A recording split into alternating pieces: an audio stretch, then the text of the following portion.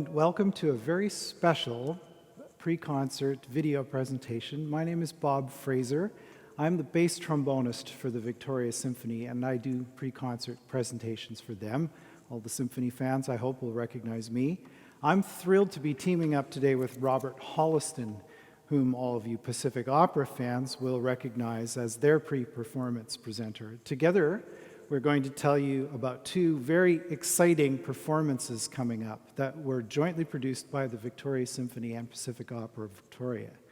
Both works of the great 20th century British composer Benjamin Britten.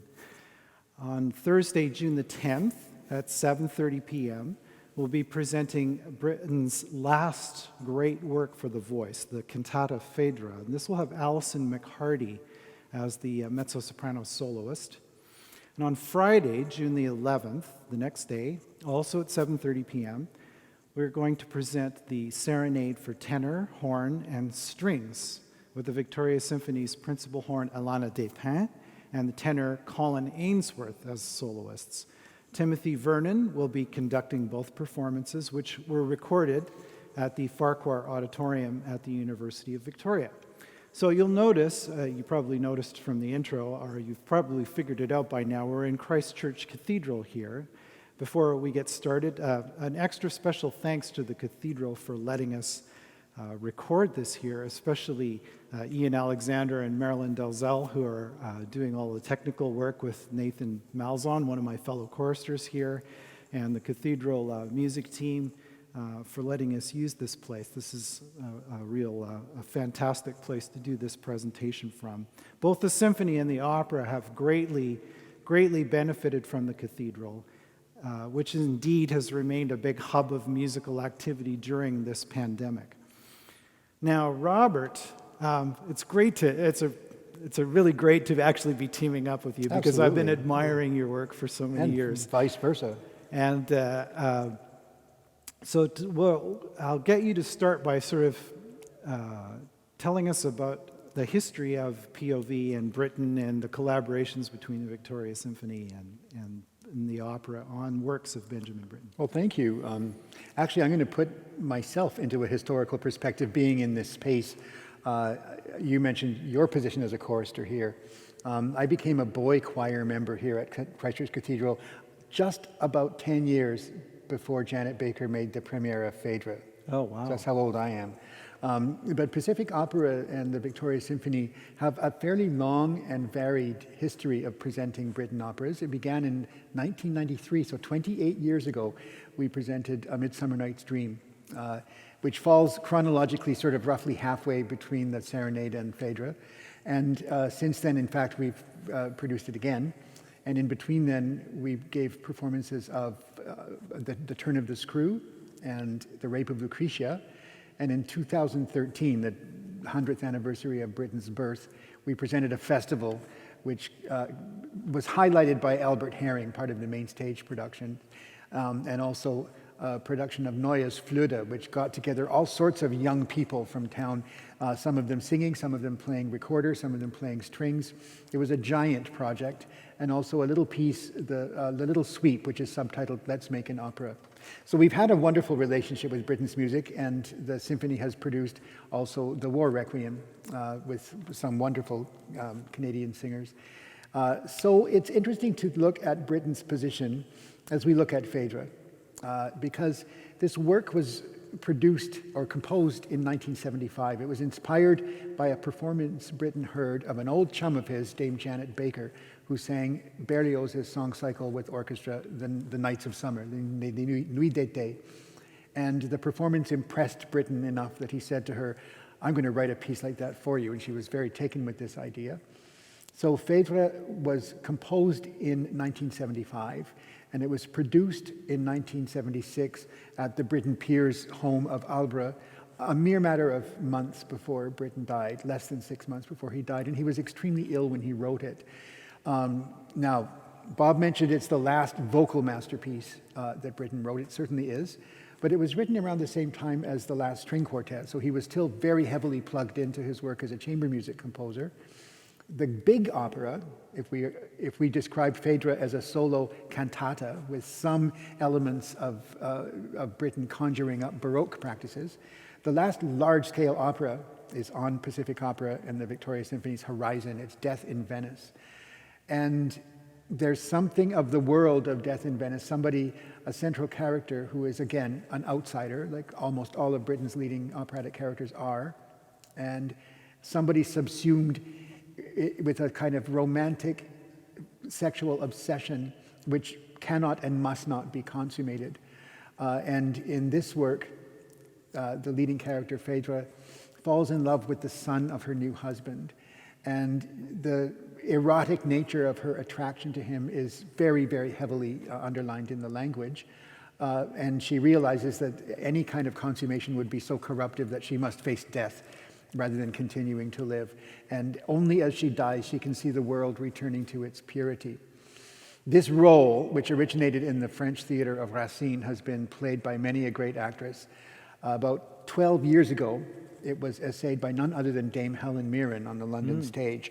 And I got to London and saw that it was on, and you could not, it was like trying to get a ticket for a Led Zeppelin reunion concert. No. You could not get one. I suspect Dame Helen had something to do with it, but that combination of actress and role was irresistible to the English theater going public. This is based on an English version by Robert Lowell, who suffered to a certain degree from some mental ailments. And that element, that almost insane element of Phaedra seems to have appealed to him. Britten, I think, felt the more tragic and self-destructive nature of the character. In any case, by this time, Britten's awareness of his own impending mortality was very much a part of his day-to-day grappling with life, his weakness, his heart was so ill that his friend Galina Vishnevskaya, the wife of Rostropovich, actually said you could hear it beat when you were sitting next to him at the dinner table. You could hear it attempting to keep his life going. He died of congestive heart failure. Something like that, yes. Yeah. I think exacerbated by other concerns. In any case, it was a supreme effort of will for him to complete these works. Now, a quote that I found that I really like describes something of the character of the score of Phaedra. It has an extraordinary bleakness, like cold stone in winter sunlight. The instruments, mainly strings and percussion, I'll add that this is also features harpsichord, are systematically drained of color, yet the final moments offer some of the most delicate orchestration ever written. So this wonderfully dramatic monodrama, this cantata, is based on the idea of the secular cantatas Britten would have known, written by the likes of the great female composer Barbara Strozzi, which alternate between aria-like singing and speech-like recitativo, which is why bringing the harpsichord into the picture is such an ingenious thing to do.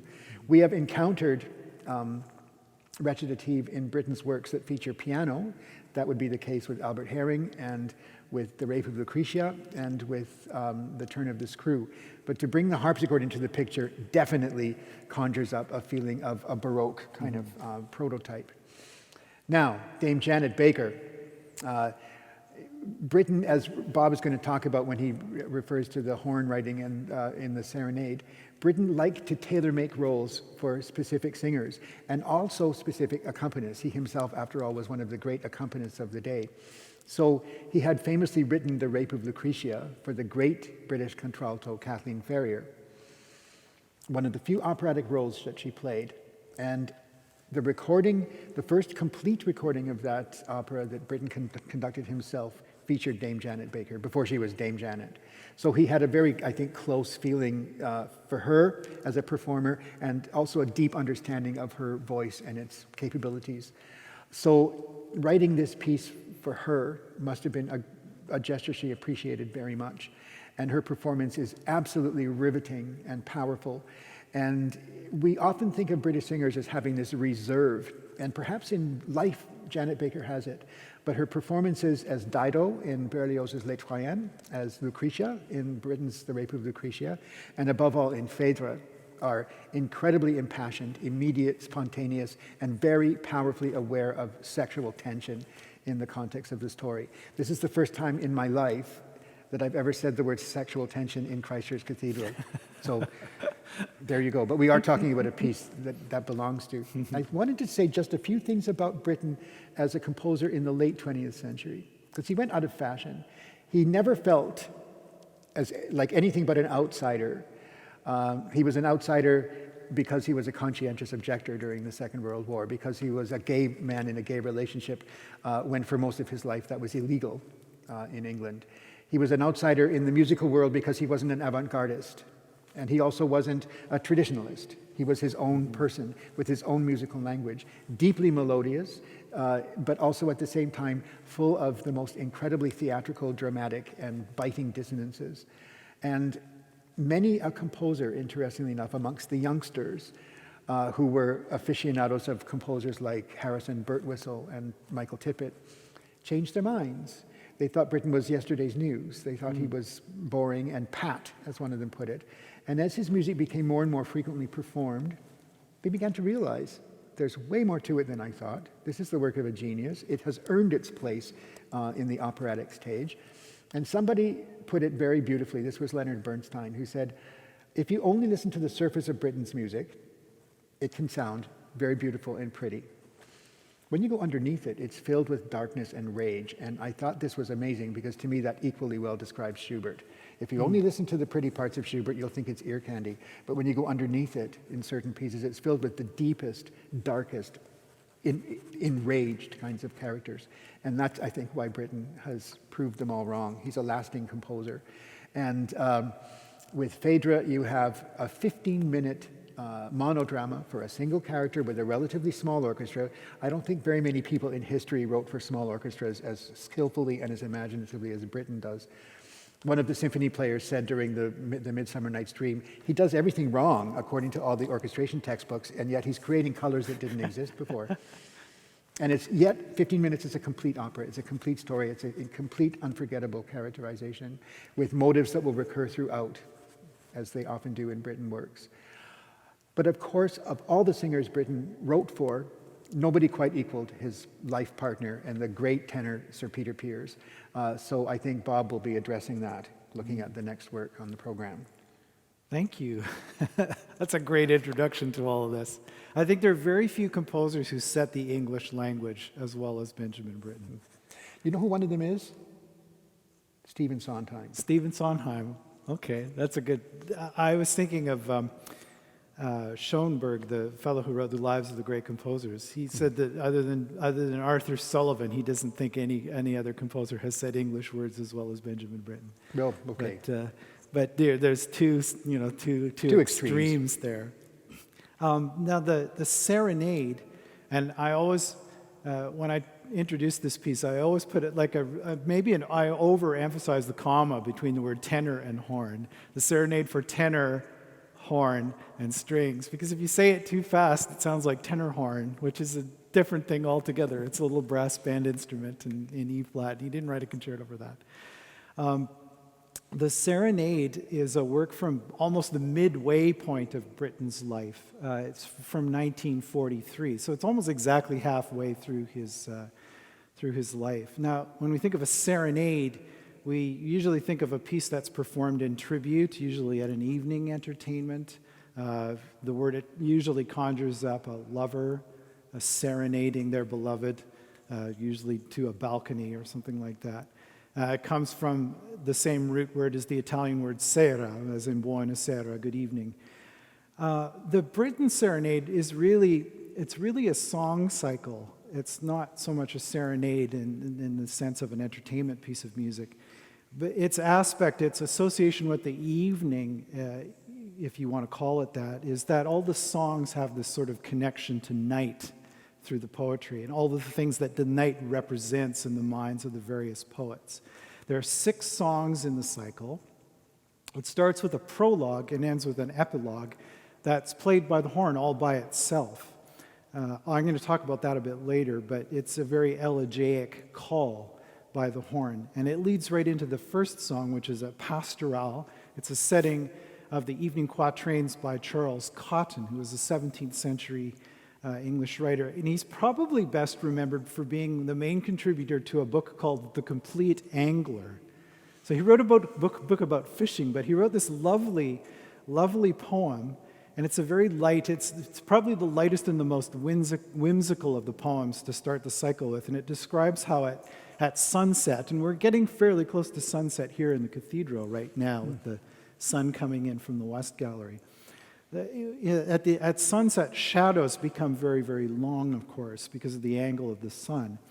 So to quote from the poem, molehills seem mountains, and the ant appears a monstrous elephant, which is a wonderful play on words there. So the next movement after that starts to darken a little bit. It's a nocturne. And this is a perfect setting for a horn part because it sets the text Blow, Bugle, Blow by Alfred Lord Tennyson. And this is the latest chronologically of the poems in the cycle from the 19th century, of course. It's all about how echoes diminish. You know, when you make an echo across a long distance and you hear it faintly and then you hear fragments of it as it sort of decays away. Britten sets this brilliantly with the horn. This text, blow, bugle, blow, set the wild echoes flying and answer echoes, answer dying, dying, dying. There's even echoes in the poetry itself.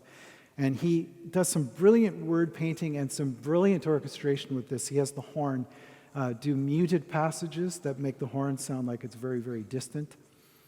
And he evokes that sounding from a distance. Then he goes on to an elegy, which is a setting of The Sick Rose by William Blake.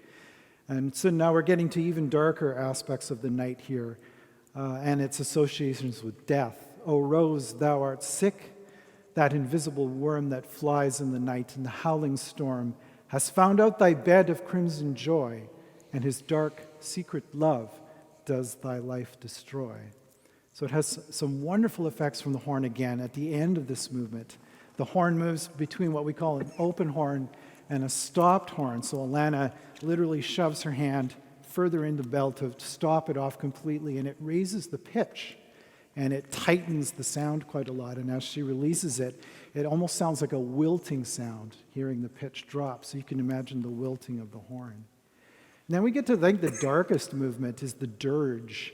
And it's a setting of an anonymous poem from the 1400s called the Lyquake Dirge. And it's actually in the Old English, like in the old original English from that time. It's very evocative of prayers associated with evening offices, like you would hear here in Evensong in the cathedral. Those of you who are regulars for Evensong know that we pray for protection from the perils and dangers of this night in Evensong. That's one of the collects at the end of Evensong. The Lyquake Dirge, each stanza ends with the phrase, "And Christ receive thy soul." So it admonishes the listener to make sure that they have their act together before bedtime, because you never know when you'll be taken in those days. The next movement is a hymn, a setting of the Hymn to Diana by Ben Jonson, who spanned the 16th and 17th centuries. And it's also perfect for this piece because Diana was not only the goddess of the moon, the light that rules over the night, but she was also the goddess of the hunt. And of course, the horn is in its natural element when you're talking about the hunt. And this is some of the virtuosic writing for the horn in relation to that. It concludes, the song part of the cycle concludes with the Sonnet To Sleep by John Keats. And it concludes with a plea for the relief that sleep brings, not just from the cares of the day, but the cares of life itself, sleep being equated with death. The last lines, "Then save me, or the passed day will shine upon my pillow, breeding many woes. Save me from curious conscience, that still lords its strength for darkness, burrowing like a mole. Turn the key deftly in the oiled wards, and seal the hushed casket of my soul." So that's how the song cycle ends. Now, a word about the prologue and the epilogue. It's a very haunting horn call, and as I mentioned, it's the horn player all on their own.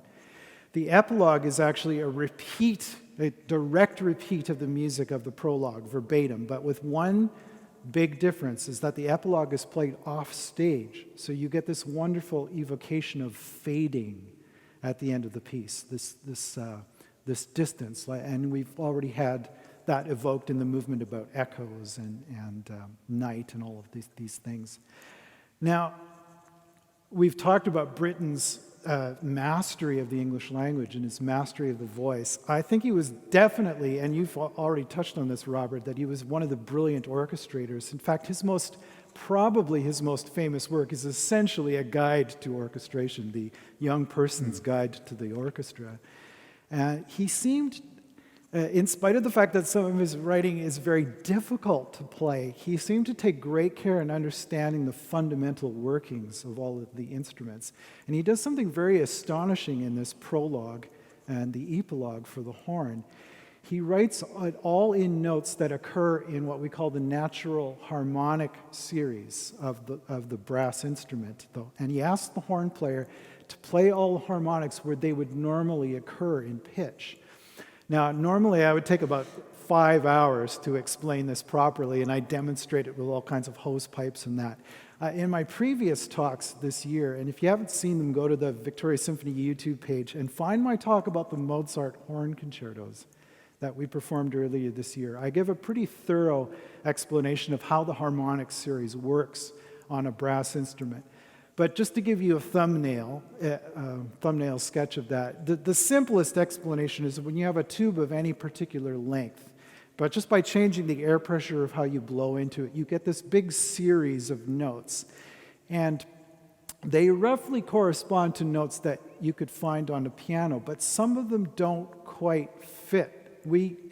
When we decided on the piano, when we decided on a system with 12 different notes, we decided to space them out evenly. And it took a long time to evolve to that point, but we eventually agreed that they would be spaced out evenly. Well, in the natural harmonics on a brass instrument, they're not built that way. And we have to do all kinds of things to compensate for that when we're playing with other instruments. But Britten wanted these raw harmonics, and I'll get you to play, can you play an F above middle C for me? Now, if you play an F major scale, just the first 5 notes up to C.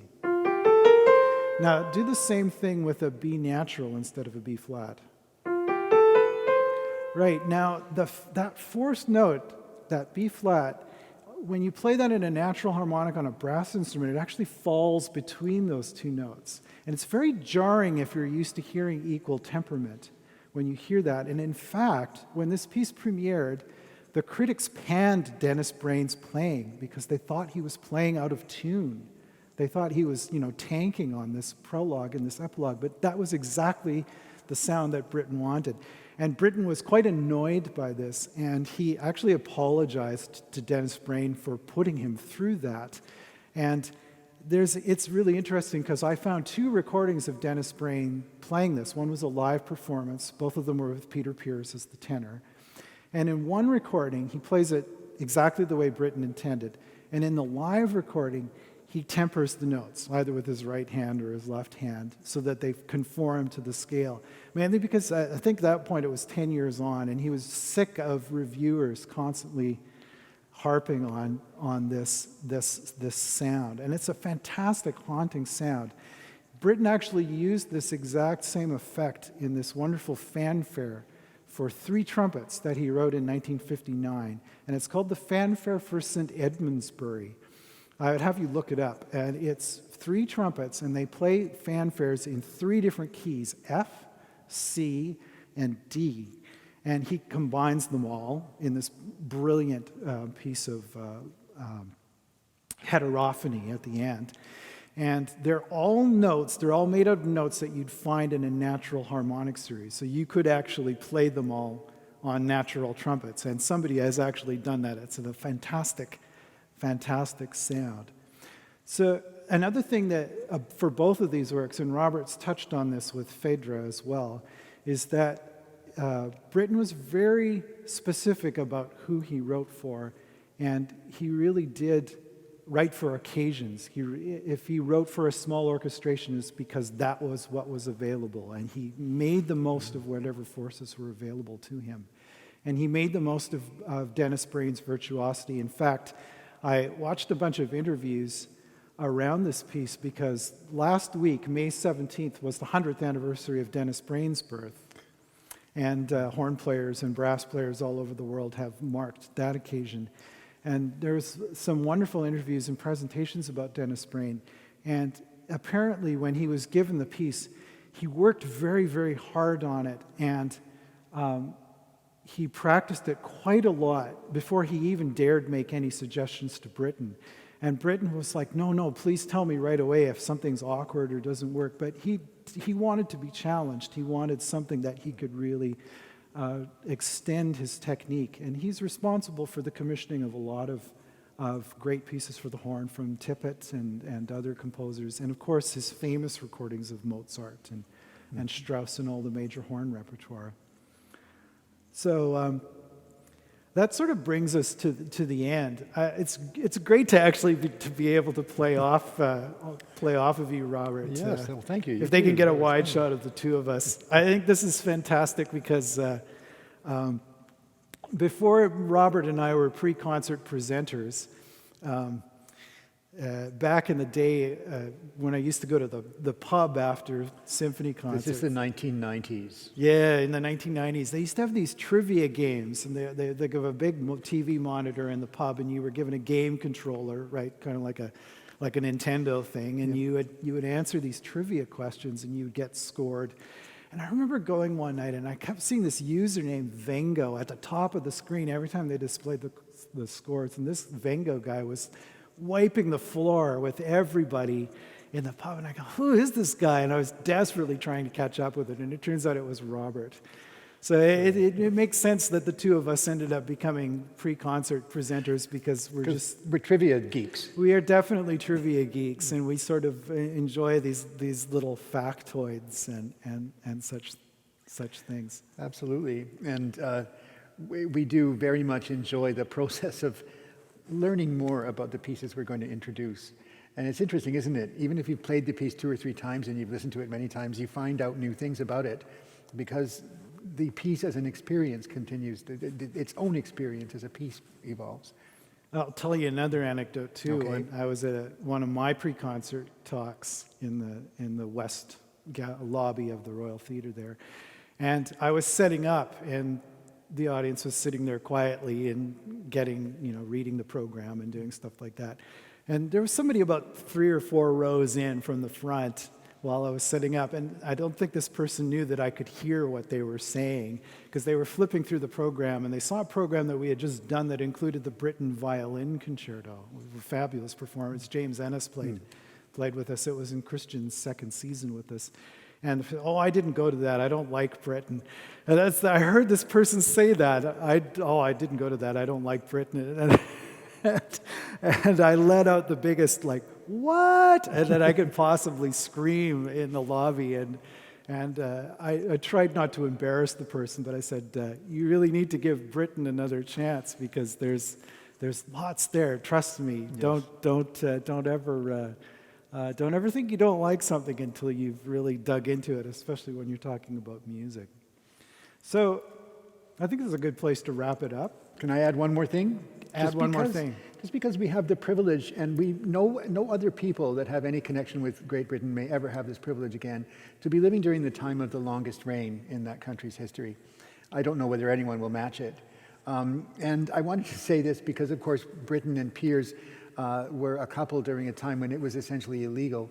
But I wanted to just tell everybody that among the very first letters of condolence that was sent to Peter Piers when Britten died was from Queen Elizabeth. Oh, wow. Which I think is pretty classy. And I remember at the funeral of the Duke of Edinburgh recently, they sang Britten's Jubilate Deo. Mm. And I didn't realize that the Duke of Edinburgh actually commissioned that piece. Yes, he was a sophisticated music lover. Very sophisticated music lover and very excellent choice of music at that service. It was very moving.